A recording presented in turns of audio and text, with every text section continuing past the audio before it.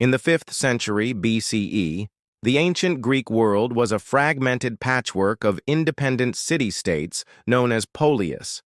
Among them, two stood as towering giants, Athens and Sparta. Each city-state had carved out a dominant sphere of influence. Athens was a naval power, intellectually and artistically vibrant, the cradle of democracy where citizens debated and voted. Sparta was a land power, austere and militarized, where elite warriors were forged from childhood under a rigid oligarchic system. Though they had once been allies in the face of the Persian invasions, the defeat of Persia left a dangerous vacuum of power, and it became increasingly clear that both cities were steering toward confrontation.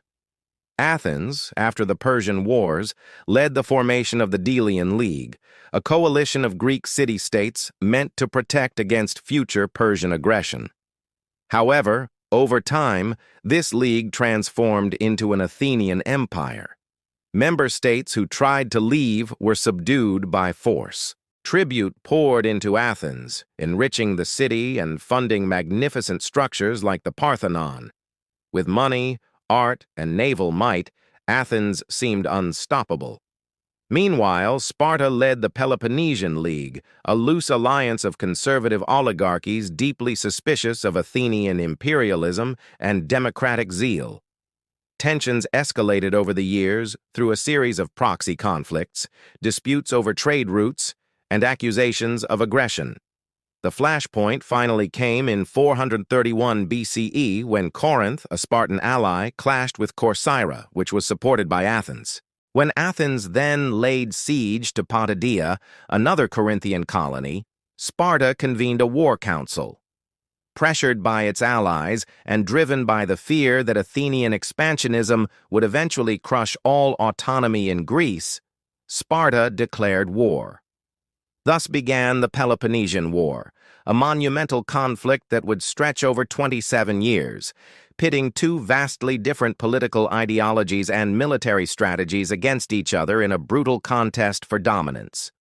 Pericles, the leader of Athens, adopted a defensive strategy at first. He advised Athenians not to engage Sparta on land, where Sparta was superior, but instead to rely on their walls and superior navy to strike the Peloponnesian coast and keep their grain routes open. For a while, this plan held. But war has a way of unraveling even the most rational strategies. In 430 BCE, a devastating plague struck the overcrowded city of Athens. Brought in by ships from Egypt or the East, the disease spread rapidly behind the city's walls. Up to a third of the population perished, including Pericles himself. This internal disaster weakened Athenian morale and trust in the democratic process. Opportunistic politicians took power. The city's strategic vision began to falter, yet the war ground on. Battles like Amphipolis, Pylos, and Delium gave both sides moments of victory and deep losses. Sparta even managed the unthinkable in 425 BCE, losing a detachment of elite Spartiates on the island of Sphacteria, prisoners of war taken by Athens. This humiliated Sparta and emboldened Athens, but rather than leading to peace, these swings in momentum only entrenched hatred. The war had become personal. It was no longer just a struggle between systems. It was a fight for survival and legacy. As the 420s BCE wore on, both Athens and Sparta found themselves exhausted but unable to quit. A temporary truce known as the Peace of Nicias was signed in 421 BCE, but it was shaky at best and quickly collapsed. Athens, under increasingly radical and ambitious leaders, now sought to expand its empire even farther, turning its eyes westward to Sicily. The island, rich in grain and strategically located, was seen as a prize worth risking. In 415 BCE, Athens launched the Sicilian Expedition, the most ambitious campaign of the entire war. The expedition was controversial from the start. Its most vocal supporter, the charismatic and cunning Alcibiades, promised victory and riches, but many doubted the logic of launching a massive invasion so far from home while still engaged in war with Sparta. The fleet of over 130 triremes and thousands of soldiers set sail, but the plan quickly began to unravel. Before the battle even began, Alcibiades was recalled to Athens on charges of sacrilege.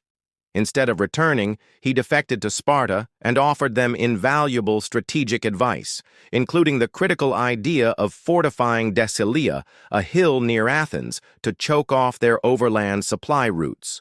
Meanwhile, the campaign in Sicily spiraled into disaster. The Athenian force, led by the overly cautious Nicias, failed to take the city of Syracuse, and soon the Athenians found themselves bogged down in a siege with dwindling supplies and rising opposition. Sparta, now actively helping Syracuse, sent advisors and reinforcements. A second Athenian fleet sent to rescue the first was also trapped.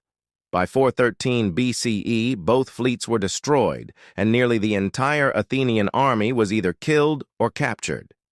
The prisoners were thrown into stone quarries where they slowly died of starvation and exposure. The Sicilian Expedition was a turning point. It was a catastrophic failure not only in terms of manpower and resources, but also psychologically. Athens lost its entire fleet and thousands of its young men. The empire's myth of invincibility was shattered. Its enemies sensed weakness. Revolts broke out among its allies. Sparta pressed the advantage. With Persian funding, the Spartans began building a navy of their own, an alarming shift in the balance of power. The war was no longer one of Athenian initiative. Now it was Athens desperately trying to survive. And yet the Athenians would not surrender. They rebuilt ships, passed emergency taxes, and called upon the last reserves of patriotism.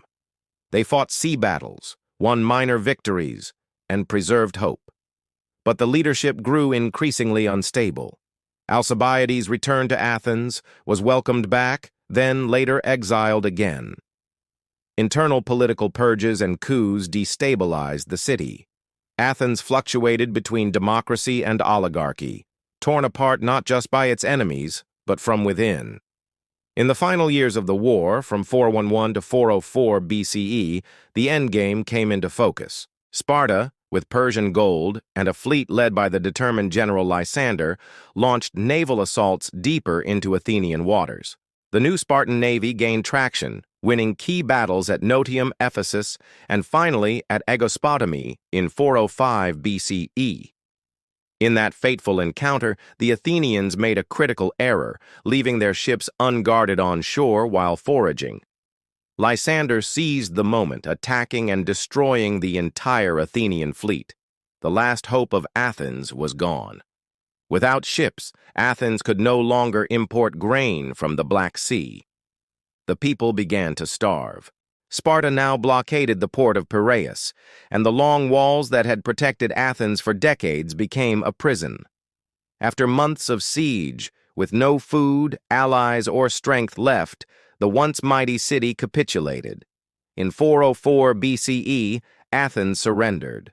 Sparta showed little mercy. The Athenian Empire was dismantled. Its navy was reduced to 12 ships. The city walls were torn down while Spartan soldiers played flutes in a symbolic act of dominance.